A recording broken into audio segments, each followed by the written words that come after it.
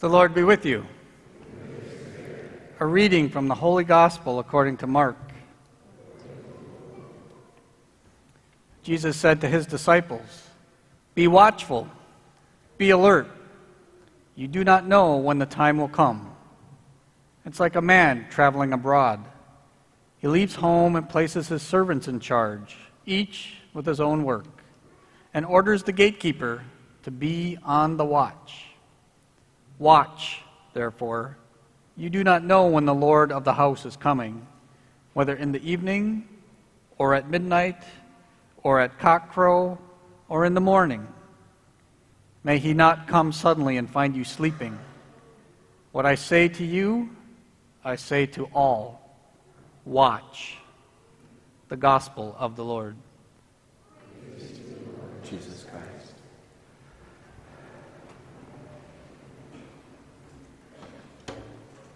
What I say to you, I say to all. Watch. That's what we're called to do in this season. And when I was listening at 9 o'clock Mass today, I had kind of a revelation. I realized that he said he's reading out of the Gospel of Mark. I'm like, Mark? We've been reading out of Matthew. Why is he reading out of Mark? Well, there's an obvious reason. We're starting a new year, so we're starting a new gospel. And it didn't even occur to me, but obviously that's the reason. And then I was listening. I'm like, what is this about Mark that we're listening to? Now, in Mark, Jesus is portrayed as the Son of God. Scholars say Mark has a low Christology. Low Christology means that the view of Jesus, who Jesus is very low, because Mark calls him the Son of Man quite often. But the fact is, Mark has a very high Christology. The very beginning of the Gospel of Mark says, the beginning of the Gospel of Jesus Christ, the Son of God. And so Mark starts out saying Son of God. And when we get to the end of the Gospel of Mark, the very end, we have the crucifixion scene. And there's a centurion standing at the cross. And what does the centurion say? Surely this man was the Son of God. And so Mark begins and ends his gospel with Jesus being the Son of God. And throughout the whole gospel, we encounter different characters. And they all give testimony, if you will, to who Jesus is. They say, we know who you are. You're the Holy One. We know who you are. You're the Son of God. And sometimes even the demons are given this testimony. And Jesus says, keep it quiet. Keep it quiet. And so it's kept quiet. But in Mark, Jesus is the Son of God. And so when Jesus gives this message here, the Lord of the house goes on this trip and then he's coming back. He's talking about his own self. And so we have hope. We have a certain hope. Because the one we wait for is not just anybody. We're waiting for the Son of God. And these candles represent that. The 3 purple candles in Advent represent hope and love and peace. Or maybe they'll go this way, hope, love, and peace. And then the rose-colored one, you know what that stands for, right? Joy. Yeah, and we'll have joy on that 3rd week. But this week is the week of hope. And so probably if you could take anything at all home with you from the message, it would be that psalm antiphon that we sang. For you, O Lord, my soul in stillness waits. Yeah, that's what we're doing in Advent. And it's for you, O Lord, that my soul in stillness waits. Why? Because he's the Son of God. That's who our soul is waiting for. And so, you, O Lord, my soul in stillness waits. Surely, truly, my trust is in you. We put all our trust in the Lord Jesus Christ. No, wait, it doesn't say trust. What is it? Truly, my hope is in you. That's what he said. And that was the antiphon. And that's that candle right there. Truly, my hope is in you. And hope is certain. Hope is something that's real, something that's very strong. We all know what wishful thinking is, don't we?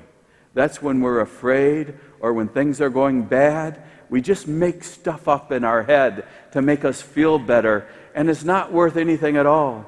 It's just wishful thinking, and it's not at all what hope is. Hope is something altogether different. Hope is something that we know is ours. We just don't have it yet. And so when we talk about a funeral, when we do funerals here, we talk about hope, this certain hope. And Sister Grace used to always say those wonderful words about our loved ones who have died. She would say, they can now see what we can only imagine. They can now see what we hope for. It's ours too. They have it now. They don't hope anymore. They have it. They see it. They behold God. But we too have it, just not yet. So we hope for it. And our hope is solid. It's based on the fact that Jesus Christ was raised from the dead. And we were baptized into that resurrection. And our hope for that coming of Jesus into our lives during Advent is based on the fact that He's already come. And now we wait for Him to come again. And so we live between that already and the not yet. Right there in the middle is where we are. And so we have hope. But it's a certain hope that looks forward to the not yet, but is based on that already. Christ has already come. He is declared, He has been declared God's beloved Son. And so our hope, all our hope is in you. And so what is Advent anyways? Advent means coming. Come or coming, or Jesus comes into the world. But it's not just a coming into the world. Advent ends at Christmas, where God doesn't just come into our world, God becomes into our world. That's different, isn't it? Because God already is in our world, and we can't even see Him. Most of us, the saints, can. They see God in everything. They see Him in creation, in the sun, in the trees, in the animals. They see God in everything, but most of us miss that, and we couldn't even recognize Him. So God doesn't just come to us at Christmas, He becomes. And what does He become? Us. He becomes a human being. He becomes you and me. In fact, He becomes all that we are, so that we can become all that He is. He becomes God. Divinity becomes humanity, so humanity can become divinity. And we'll be all that He is because He became all that we are. We'll become all that He is, except He's always the creator, right? And we're always the created. And so that's who we are. That's what Christmas is. God becomes a human being. We could say, how cool is that? Right? Because it means something for us. We become God. Now, that verse in John says, and the Word became flesh and dwelt among us, and the darkness could not overcome it. The world could not overcome Him. And that's what Advent's all about, because before there was Christmas, Christmas came way late in the Christian church. Way after all the other feasts were already here. In the 4th century, Christmas is established. Before that, it was a pagan holiday, wasn't it? And it was based on how dark things are getting right now. It was based on this idea in the pagan world that evil and good were in this battle. It was this eternal battle, and sometimes evil would win, and sometimes good would win, and it looked like right now evil's winning. Things are getting dark, and it looks like that in our world, doesn't it? All you got to do is turn on the news. I can't even turn on the news. I just turn it off. I just watch Christian news to see what the Pope's doing lately. Because he's always doing something. Isn't that great? And so there's this battle between good and evil in this understanding. And then about Christmas time, right about December 21st, the world quits getting darker. It starts to get lighter again. And it looks like good has turned the tables on evil. And in this drama, and now good begins to win, and light begins to win. And so that's our message that the Christians picked up. They said, yeah, we can pick up that message because the true light of the world, that's Jesus Christ. He's the Son of God. He's the one we put all our hope in. He's the good that overcomes evil. Darkness could not overcome that light that He is. And so that's basically our message. So how do we get from here to there? Advent. Advent is how we get there. We get there by preparing the way, by waiting, by watching, by waking up, by being alert and awake, by starting all over again. I love New Year's. I love new beginnings. I love the first day of school. I hate mid-semester. I'm already behind and can't catch up. All those midterms, all those papers, all that stuff to do, I just can't wait till the next semester to start when I won't be behind. And we do that in our own spiritual lives, don't we? We give ourselves to God. We give ourselves completely to God. We say, God, I'm going to follow you. And then midway through the year, it's like, boy, how'd I let this struggle get in my life? How'd I let this darkness get in my life? How'd I let this sin in my life? I was going to be like the best priest ever. I was going to be one with Jesus. Jesus and I were going to be like that. And now I'm just Steve again. And so the new year begins and we're like, yeah, I'm going to be the best priest ever. Jesus and I are going to be like that. And we can renew that spiritual journey with God. We can overcome the evil in our life. And I was thinking, how can we do that practically? Really, how can we do it? And I thought, I'm going to look at the Pope. Because look what this guy's done. And I preached on this on the other masses. You know, first of all, here's something real practical. Just stop judging. Just quit judging. That's the first thing he said when he was Pope. Stop judging. Who says that? Where did he get that from? Jesus. Jesus says, don't judge, and you won't be judged. And then what's he start doing? He starts to listen. And who's he listen to? Everybody. He just listens to everybody. And then he begins to touch people. And he's like in the Pope Mobile, and he gets out at World Youth Day, and they're like, get in. He said, no, I got to get out. I got to touch everyone. I got to touch those who need a healing touch. And they need me. And he begins to do ministry, and he does ministry with who? Everybody. He goes and he travels to Istanbul to meet kings or rulers. He travels to Brazil to go to slums. He travels to meet everybody and to do ministry to everybody. And he washes everyone's feet. And that's what he's doing. This is for everybody. And so everybody listens to this guy. Everybody's watching this guy. And I thought, maybe that's a good model for us to do. Isn't that right? And I said that, and I went home, and I can't resist. I typed in Pope Francis, or the news, and you know what it says? He's now talking to the Orthodox, what do you call them? The Patriarch. And they're talking about uniting the two churches.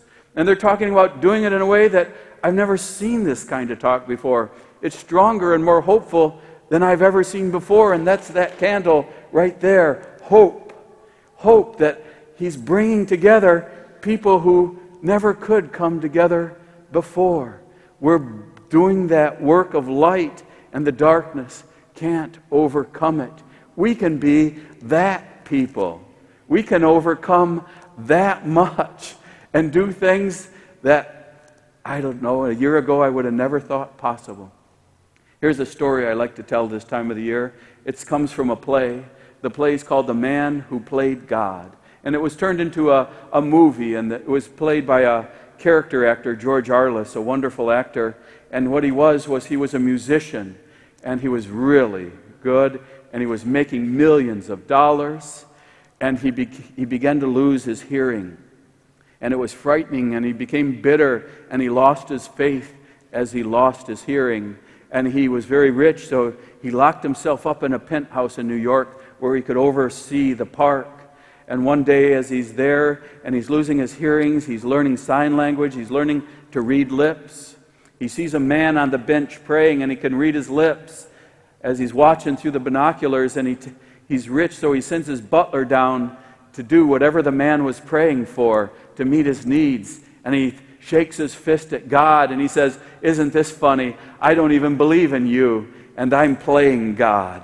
I can meet the needs of these people." And he keeps watching, and two women are talking on the bench, and one's talking about the struggle that she's in. And he tells his butler to go meet whatever needs she has with the struggle she's in. And again, he's shaking his hand at God, saying, "Yeah, I don't even believe in you, and I'm acting like that." And as the movie goes on, the man begins to change. He begins to transform, and he begins to be like God. And his faith comes back, and he believes in God, because God is the God of serving those who are in need and those who are struggling. And so he regains his faith just by acting like God. That's what Advent is all about for us. Just start acting like God. Just start helping those who are in need of any kind. Just start doing that work that we see our leader doing, and all of a sudden, our faith will come back. That light will come back in the world. We will turn the tables on darkness too, and on sin, and we too will be renewed at Christmas. And God will do a work that we wouldn't have even thought possible a year ago. God will do even more in our life. This is our faith. This is our hope. This is what we hope for. This is our Advent faith. It takes time of waiting, preparing, watching. Wake up. Be alert.